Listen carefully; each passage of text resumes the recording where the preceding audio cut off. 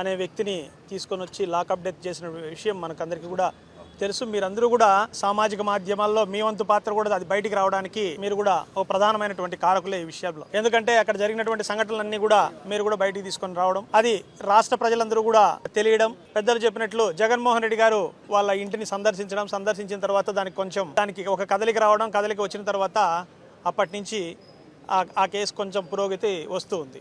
కానీ అంతతో ఆ కేసు ఏమైనా పురోగతి పూర్తిగా చెంది అందులో నేరస్తులందరూ బయటకు వస్తారనేటువంటి నమ్మకం అయితే పూర్తిగా పోయినటువంటి పరిస్థితి. అలాంటి పరిస్థితుల్లో మీరందరూ కూడా చూశారు, వాళ్ళు వేసినటువంటి హేబియస్ కార్పస్లో ఒక అడిషనల్ అఫిడవిట్గా ఒక అఫిడవిట్ వేశారు, మాకు సిబిఐ ఎంక్వైరీ కావాలి అని చెప్పేసి.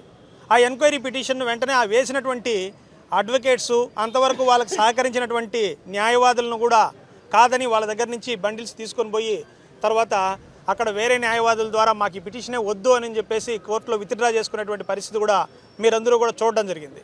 మరి కారణం ఏంటి అంటే వాళ్ళ మీద ఏ విధమైనటువంటి ఒత్తిడి వస్తుందో, మళ్ళీ వాళ్ళను బెదిరిస్తున్నారా, లేకపోతే వాళ్ళకు అనేక రకాలైనటువంటి ప్రలోభాలకు గురి చేస్తున్నారా, ఏదో ఒక విధంగా వాళ్ళను మభ్యపెట్టి ఈ కేసు నీరుగార్చేటువంటి ప్రక్రియకు పూనుకున్నటువంటి క్రమంలో మేము గౌరవ ఆంధ్రప్రదేశ్లో ఒక తిరుపతి ప్రాంతానికి చెందినటువంటి ఒక ఎంపీ గారి గురుమూర్తి గారు ఈరోజు ఒక ప్రైవేట్ కంప్లైంట్ వేయడం జరిగింది.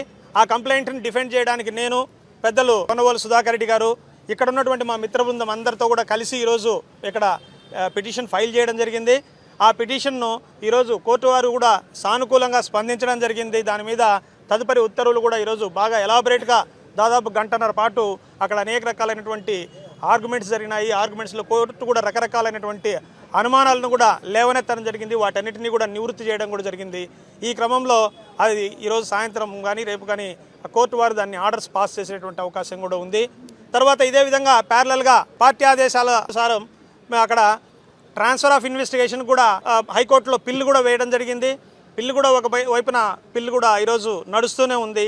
ఆ పిల్లో కూడా సిఐడిని మేము సిట్ను మేము వేసాము, సిట్ను మేము వేసి చాలా పకడ్బందీ ఇన్వెస్టిగేషన్ చేస్తున్నాము అని చెప్పేసి స్టేట్ వచ్చి కోర్టులో చెప్పినప్పుడు ఒక 2 వారాలు టైం ఇస్తూ ఆ 2 వారాలలో సిట్టు ఏ విధమైనటువంటి ఇన్వెస్టిగేషన్ చేస్తుందో ఆ ఇన్వెస్టిగేషన్ అంతటినీ కూడా రిపోర్ట్గా కోర్టులో ఫైల్ చేయమన్నారు.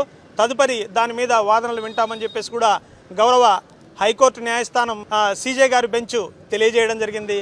ఇలాంటి క్రమంలో నిజాలు బయటకు వచ్చేటువంటి సిబిఐ ఇన్వెస్టిగేషన్ కన్నా వస్తే ఇక్కడ ఉన్నత స్థాయిలో ఉన్నటువంటి పోలీసు అధికారుల మీద కూడా ఈ న్యాయ విచారణ జరిగి వాస్తవాలన్నీ బయటకు వచ్చినప్పుడు నిజంగా ఈ రాష్ట్రంలో ఏం జరుగుతుంది, దీనికి ఎవరు కారకులు ఏమి అనేటువంటిది క్షుణ్ణంగా బయటకు వచ్చేటువంటి అవకాశం ఉందని చెప్పేసి కూడా తెలియజేసుకుంటూ